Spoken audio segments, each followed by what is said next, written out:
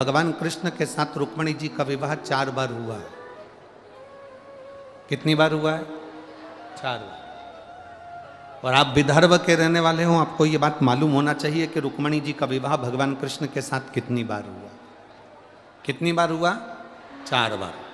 पहला, रुक्मिणी जी जब 6 वर्ष की थी, सभा में बैठे हुए लोगों के मुख से भगवान कृष्ण का नाम सुन सुनकर रुक्मिणी जी ने अपने मन से भगवान कृष्ण के साथ दिल से रुक्मिणी जी ने फेरे लगा लिए थे कि कृष्ण आज से मेरे पति हैं और मैं कृष्ण की धर्म पत्नी हूं। कृष्ण मेरे पति हैं और मैं भगवान कृष्ण की धर्म पत्नी हूं। ये रुक्मिणी जी ने भीतर से फेरे लगा लिए।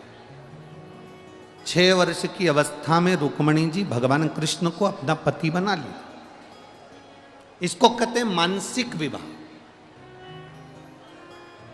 जो मन से करा गया।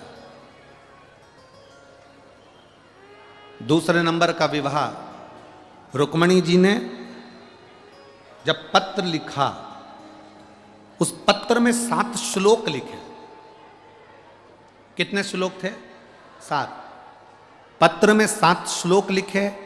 हर श्लोक को लिखते समय रुक्मिणी जी ने अपनी बुद्धि से भगवान कृष्ण के साथ फेरे लगा लिए।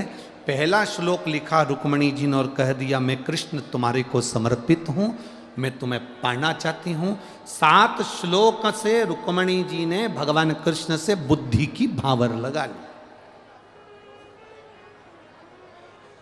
ये दूसरा विवाह हो। और जितने लोग आस्था से चैनल पर सुन रहे हैं, बड़े ध्यान से सुनना।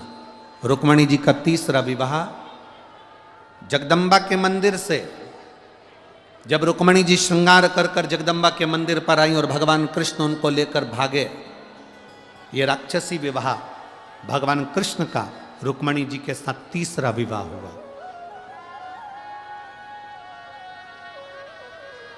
और द्वारकापुरी में पहुंचने के बाद रुक्मिणी जी का हुआ चौथा।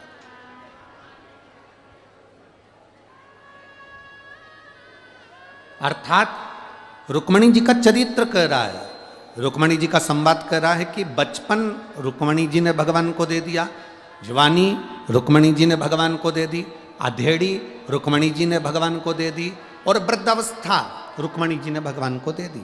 4 विवाह से मतलब है कि बचपन, जवानी, अधेड़ी और बुढ़ापा चारों की चारों भगवान कृष्ण के भरोसे पर छोड़ दिया।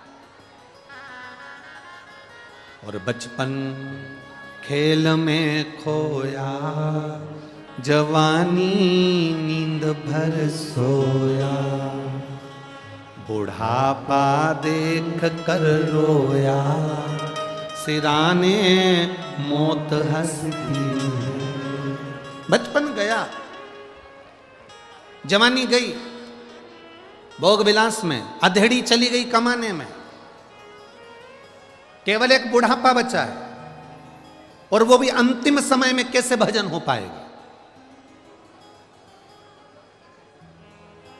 इस व्यासपीठ से पहले भी निवेदन